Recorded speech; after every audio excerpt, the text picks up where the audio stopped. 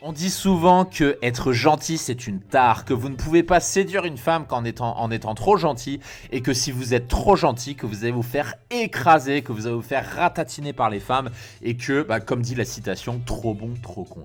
Je ne suis pas forcément d'accord avec ça et dans cette vidéo, je vais vous expliquer comment vous pouvez séduire une femme quand on est trop gentil. Parce que ces hommes-là, ou plutôt cet homme-là, je vais vous en montrer un autre juste après, ils sont aussi gentils que vous. Cet homme-là que vous voyez ici, il est gentil lui aussi avec les femmes. C'est pas un bad boy, c'est pas un salaud, c'est pas un nazi, c'est un homme gentil tout comme vous. Exactement comme ici également. Ici, c'est un homme gentil, c'est un homme bienveillant, c'est un homme avenant et pourtant, c'est un homme qui a du succès avec les femmes.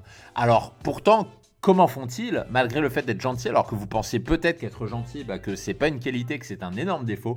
Et c'est ce qu'on va voir dans cette vidéo. Bonjour à tous et bienvenue dans cette vidéo, je suis Mike, ancien timide et ingénieur informaticien, devenu expert en séduction et spécialiste des rencontres en ligne. Et aujourd'hui on va parler de la gentillesse et vous allez voir qu'aujourd'hui j'ai une bonne nouvelle pour vous, être gentil c'est pas forcément une tare, c'est pas forcément un défaut. Avant de commencer, comme d'habitude, je vous conseille vivement de cliquer sur la cloche pour vous abonner à la chaîne si ce n'est pas déjà fait et de vous rendre sur le lien en description pour recevoir gratuitement de nouveaux conseils en séduction que je ne donne pas sur YouTube. Et j'ai une bonne nouvelle, votre problème, ce n'est pas la gentillesse, c'est pas ça votre problème. Parce que finalement, être gentil, c'est une qualité qui est tout à fait respectée par les femmes et que les femmes adorent. Mais, et je mets un bémol, c'est une qualité appréciée en couple. Eh ouais, en couple, mais pas pendant ce que j'appelle la parade amoureuse. Et on va en reparler après. Pourquoi c'est apprécié en couple par les nanas? Parce que tout simplement, c'est par rapport aux besoins d'attention. Un mec gentil, c'est un mec qui donne de l'attention, donc les femmes adorent ça. Par rapport aux besoins de stabilité, c'est-à-dire une femme, elle est dans une relation sérieuse, pas parce qu'elle a envie de se battre tous les jours, mais parce qu'elle a besoin de stabilité. Aussi parce que elle cherche à être bien, elle cherche à se sentir bien, et aussi parce qu'elle cherche un certain équilibre dans la relation. Mais le problème, c'est que ça, ce sont des qualités dites de couple.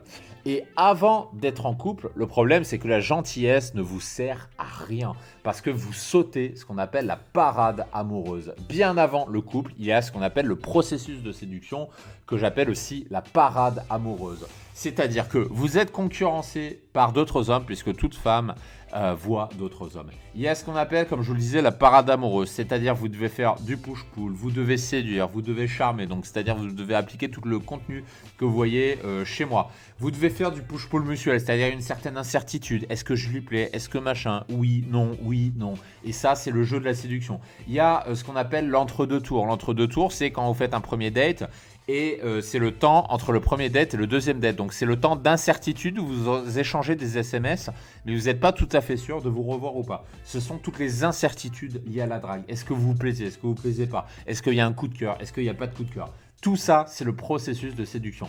Et en réalité, le problème de la gentillesse, c'est pas d'être gentil en soi. Le problème, c'est que la gentillesse, c'est souvent une stratégie d'évitement. Et c'est une stratégie d'évitement, notamment par rapport au doute.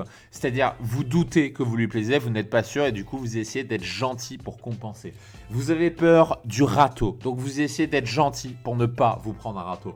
Vous avez peur d'aborder une femme, donc vous vous dites, si je suis gentil, je ne vais pas me faire rejeter, parce qu'on ne rejette pas un homme gentil. Donc vous essayez de compenser par la gentillesse.